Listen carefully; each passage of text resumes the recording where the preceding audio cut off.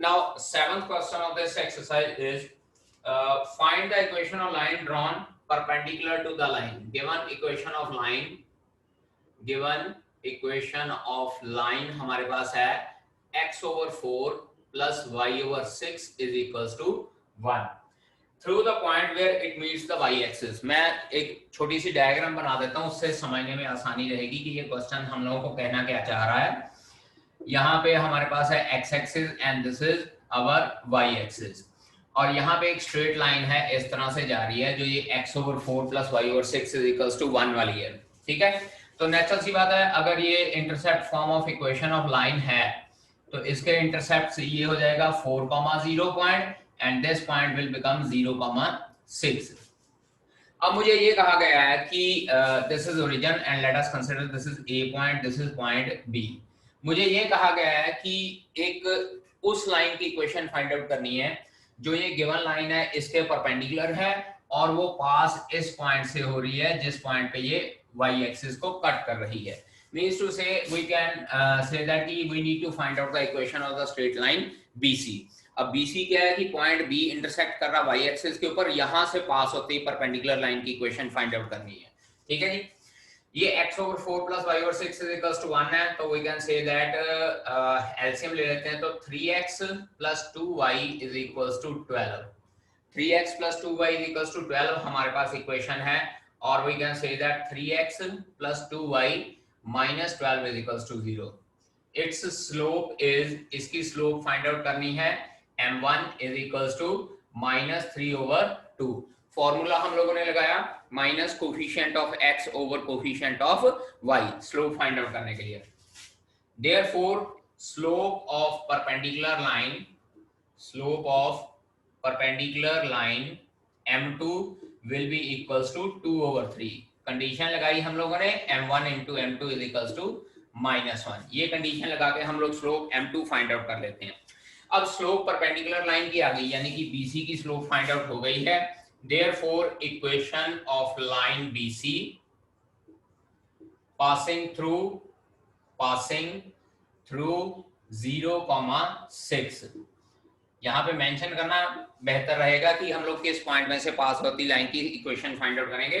Equation line BC passing through 0,6 is y minus y1 is equals to slope into x minus x1। So that will come out to be y minus 6 is equals to, अब slope है हमारे पास 2/3 into x minus 0। ठीक है जी, ये 3 इधर multiply हो जाएगा, so 3y minus 18 is equals to 2x, or we can say that 2x minus 3y plus 18 is equals to 0। This is the required equation of straight line। ठीक है बेटा जी। Question number 8, find the area of the triangle formed by the lines. First one is y minus x is equals to 0। Let us consider this is equation number 1। Second line is x plus y is equals to 0 and this is equation number 2। And third line is x minus k is equals to 0।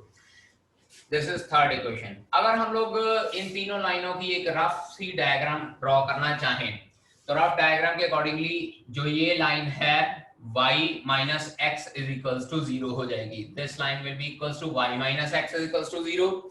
Second line जो x plus y is equals to 0 है वो इस तरह से हो जाएगी, x plus y is equals to 0। And third line जो है x is equals to k। अब k की वैल्यू पॉजिटिव है नेगेटिव है मुझे नहीं पता, तो हम लोग इस तरह से कंसीडर कर लेते हैं कि इस साइड पे, then this line will be x is equals to k। Now point of intersection of all the three line is 0 O, this is A and this is B। 10th class में हम लोगों ने area of triangle का method find out किया था coordinate geometry के accordingly.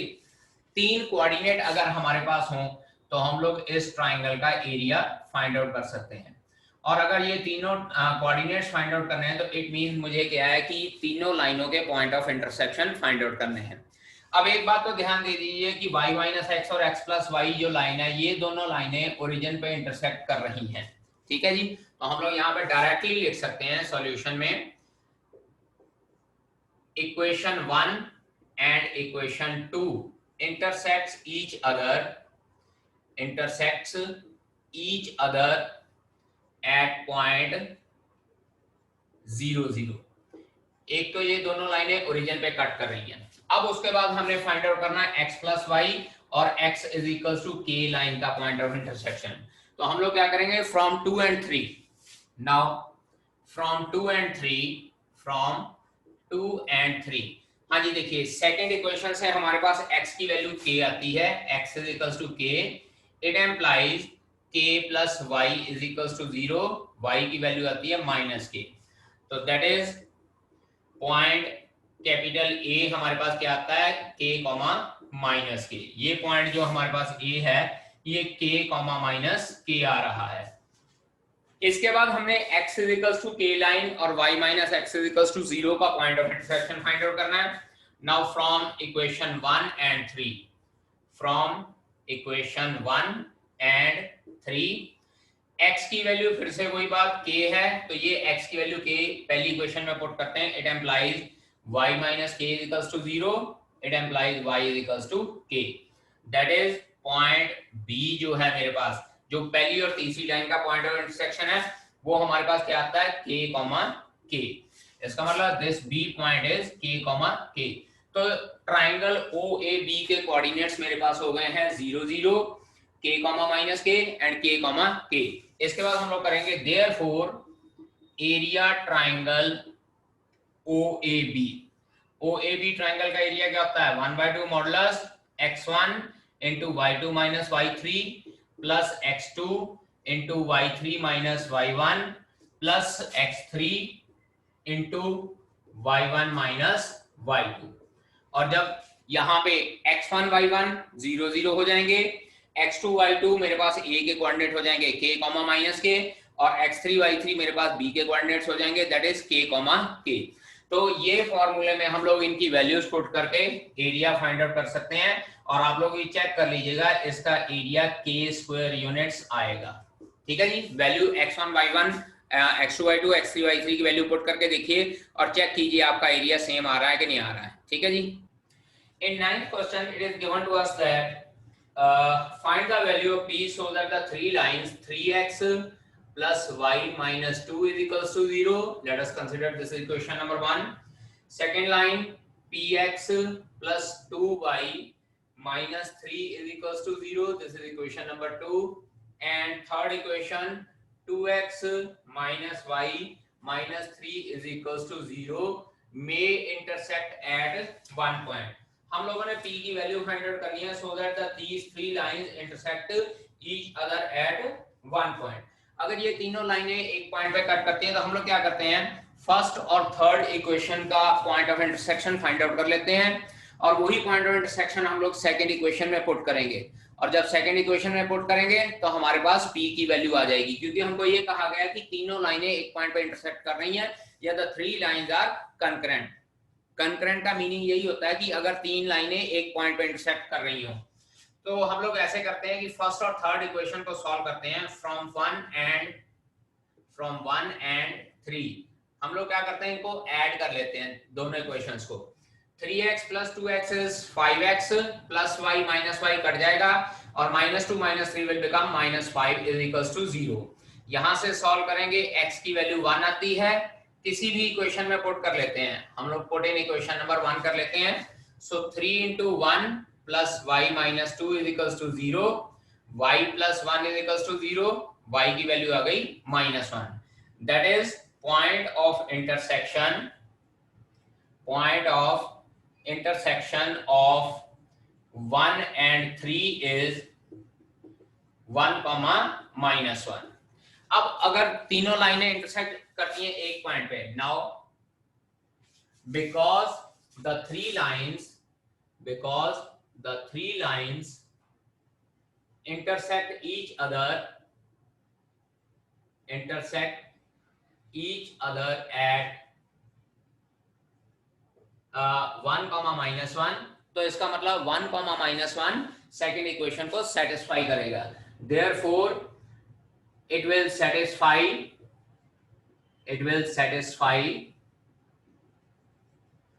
Equation 2। Second equation को भी सेटिस्फाई करेगा। तो हम लोग क्या करते हैं, ये पॉइंट 1, -1 सेकेंड इक्वेशन में पुट कर देते हैं। सो p into 1 plus 2 into -1 -3 is equals to 0. So P -2 -3 is equals to 0, or we can say that P is equals to 5. Therefore, value of P is equals to 5 if the three lines intersect each other at one point. Three lines y is equals to m1x plus c1y, c1, y is equals to m2x plus c2. ऐसे करते हैं हम लोग, पहले तीनों equations लिख लेते हैं. y is equals to m1x plus c1. उसके बाद सेकेंड लाइन है y is equals to m2x plus c2, and third line is y is equals to m3x plus c3. हमको ये कहा गया है कि ये तीनों लाइनें, these three lines are concurrent. बेटा वर्ड concurrent लिखा हुआ है, अंडरलाइन कर लीजिए. concurrent का मीनिंग होता है तीनों लाइनें एक सिंगल पॉइंट पे इंटरसेक्ट कर रही हैं. अब क्योंकि ये तीनों लाइनें सिंगल पॉइंट पे इंटरसेक्ट कर रही हैं, तो पिछले क्वेश्चन के जैसा हम लोग फर्स्ट और सेकंड इक्वेशन की point of intersection find out कर लेते हैं, और उस पॉइंट ऑफ इंटरसेक्शन को थर्ड इक्वेशन में पुट कर लेंगे. और उसके बाद फिर जो चीज हम लोगों ने प्रूव करनी है, जैसे यहाँ लिखा हुआ है, prove that m1 into c2 minus c3 plus m2 into c3 minus c1 plus m3 into c1 minus c2 is equals to 0. तो वहां से फिर हम लोग इस चीज को प्रूव कर सकते हैं. नाउ फ्रॉम 1 and 2, पहले point of intersection find out करते हैं. फ्रॉम 1 and 2 हम लोग क्या करते हैं, सब्ट्रैक्ट कर लेते हैं. Subtract y minus y will be equals to 0. यहां आ जाएगा m1 minus m2 into x plus c1 minus c2. तो यहां से x की वैल्यू क्या आ जाती है, c1 minus c2 दूसरी साइड पे जाएगा तो c2 minus c1 हो जाएगा ओवर m1 minus m2. ठीक है जी, ये आ गई x की value. Put in equation number 1 में पुट कर लेते हैं. सो y is equals to m1 into c2 minus c1 over m1 minus m2 plus c1. c1 के नीचे कुछ नहीं है तो मान लेके एलसीएम ले लेते हैं. सो y is equals to m1 c2 minus c1 m1 plus m1 c1 minus m2 c1 divided by m1 minus m2. ये c1 m1 प्लस का c1 m1 माइनस का कैंसल आउट हो जाएगा. सो यहां से y की वैल्यू मेरे पास क्या आ रही है, चेक कीजिए students. Therefore y is equals to m1 c2 minus m2 c1 divided by m1 minus m2. Check कीजिए, यहाँ पे y की वैल्यू मेरे पास ये आई है. अब x की वैल्यू थी c2 minus c1 over m1 minus m2, और y की वैल्यू मेरे पास आई है m1 c2 minus m2 c1 over m1 minus m2. Now because हम लिखेंगे now because three lines are concurrent, it implies जो ये x और y की वैल्यू आई है इसको हम लोग थर्ड इक्वेशन में पुट करते हैं. देखिए जरा, y की वैल्यू पुट करने जा रहा हूं. m1 c2 minus m2 c1 over m1 minus m2 is equals to m3 into c1 minus c2 minus c1 over m1 minus m2 plus c3. इसके नीचे कुछ नहीं है तो एलसीएम वन ले लेते हैं, नीचे वन ले लेंगे. So it will be m1 c2 minus m2 c1 over m1 minus m2 is equals to, LCM लिया m1 minus m2, it will become m3 c2 minus m3 c1 plus m1 c3 minus m2 c3. और ये नीचे वाला m1 minus m2 दोनों side से cancel out हो जाएगा. बेटा जी इसके बाद हम लोग क्या करते हैं कि सारी की सारी टर्म्स को एक साइड पे ले जाते हैं. ये सारी टर्म्स को उठा के इधर ले आता हूं. This is m1 c2 minus m2 c1 minus m3 c2 minus m3 c1, नहीं ये प्लस का हो जाएगा, और ये माइनस m1 c3 और ये प्लस का m2 c3 is equals to 0. अब उसके बाद क्योंकि बेटा हम लोगों को कहा है m1 into c2 minus c3, यानी कि m1 कॉमन करते हैं. पहले m1 वाली टर्म्स इकट्ठी करते हैं. ये देखो ये दो टर्म्स हैं, यहां से m1 कॉमन निकालना, अंदर आ गया c2 minus c3. उसके बाद m2 वाली टर्म्स इकट्ठी करनी. चेक कीजिए, एक m2 वाली टर्म ये है और एक m2 वाली टर्म ये है. अब इसमें से मैं m2 कॉमन निकालता हूं तो प्लस वाली टर्म पहले लिख लूंगा, that is c3 minus c1 plus. अब उसके बाद m3 वाली टर्म इकट्ठी करनी, एक ये है और एक ये है. यहां से m3 कॉमन निकाला, ये हमारे पास बन जाता है c1 minus c2 is equals to 0। और चेक कर लीजिए बेटा जी, हम लोगों ने यही चीज प्रूव करनी है, m1 into c2 minus c3 plus m2 into c3 minus c1 plus m3 into c1 minus c2, hence prove.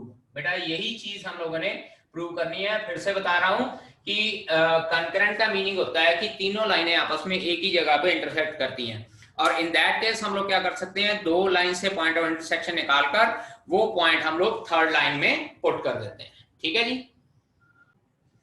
11th question में हमको ये कहा गया, find the equation of the lines. बेटा ये फिर से वही बात, लाइंस लिखा हुआ हो सकता है एक से ज्यादा आंसर आए हमारे पास, through the point, P point मान लेते हैं 3,2 and which makes an angle of 45 degree with the line, line की इक्वेशन गिवन है x minus 2y is equals to 3।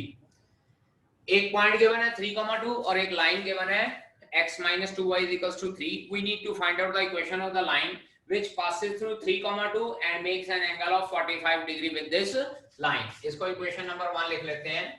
slope of line 1, slope of line 1 m1 is equals to, ये हो जाएगा -1 over -2 that is 1/2। Formula लगाया है minus coefficient of x over coefficient of y।